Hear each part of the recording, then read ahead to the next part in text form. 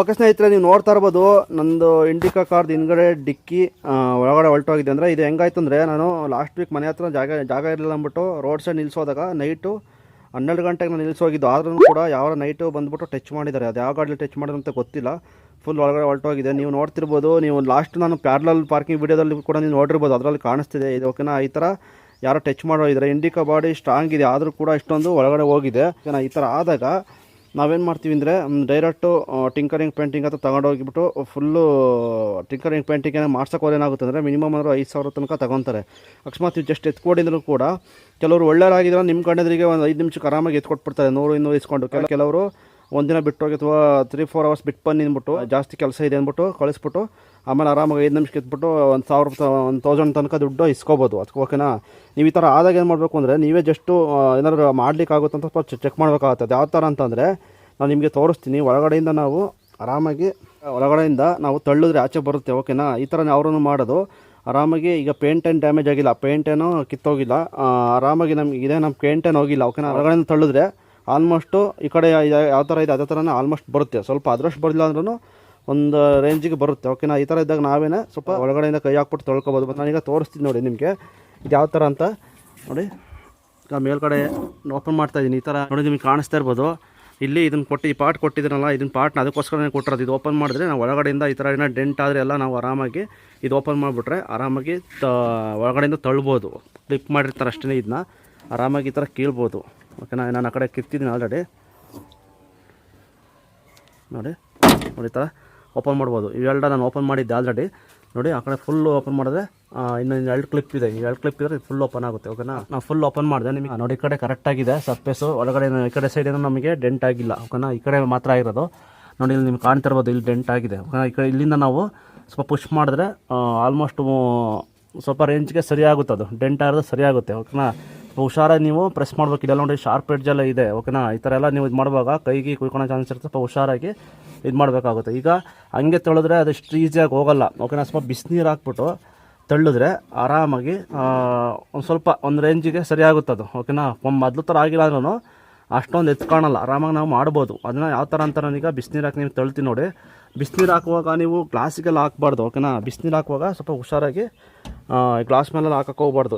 ಬಿಸಿನೀರು ಗ್ಲಾಸ್ ಮೇಲೆಲ್ಲ ಹಾಕಿ glass damage ಆಗೋ ಚಾನ್ಸ್ ಇರುತ್ತೆ, ಹೊಡೆದೋಗೋ ಚಾನ್ಸ್ ಇರುತ್ತೆ. ನೀವು ಬರೀ ಇಲ್ಲಿ ಮಾತ್ರ ಬಿಸಿನೀರು ಹಾಕಬೇಕು. ಮತ್ತು ಸ್ವಲ್ಪ ಹುಷಾರಾಗಿ ಹಾಕಿ. ನೀವು ಕಾಲ ಮೇಲೆ ಕೈ ಮೇಲೆಲ್ಲ ಹಾಕೊಂಬಿಟ್ಟಿರ, ಸ್ವಲ್ಪ ಹುಷಾರಾಗಿ ಕೇರ್ಫುಲ್ಲಾಗಿ ಬಿಸಿನೀರು ಹಾಕಿ ಪಾಟಿಗೆ ಹಾಕ್ಬಿಟ್ಟು ಒಳಗಡೆಯಿಂದ ತಳ್ಳಿದ್ರೆ ಆರಾಮಾಗಿ ಇದು ಡೆಂಟ್ ಆರೋದು ಸರಿಯಾಗುತ್ತೆ. ಓಕೆನಾ, ಈ ಸರ್ಫೇಸು ಆಲ್ಮೋಸ್ಟ್ ಸರಿಯಾಗುತ್ತೆ.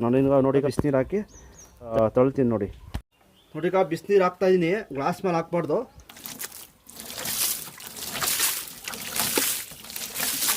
ಈಗ ಒಳಗಡೆಯಿಂದ ಎತ್ತಬೇಕು. ಗೊತ್ತಾಯ್ತಾ?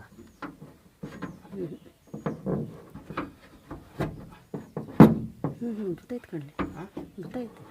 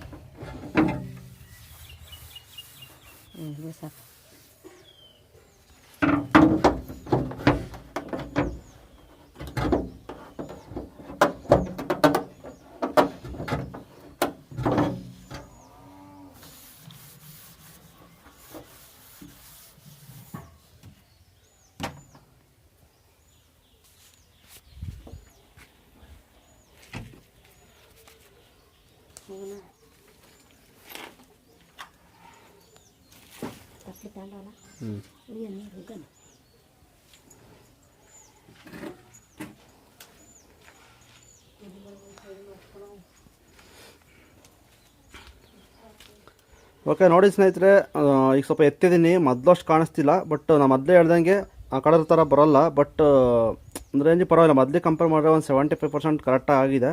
ಈ ಥರ ನೀವೇ ಆರಾಮಾಗಿ ಸ್ವಲ್ಪ ಎತ್ಕೋಬೋದು.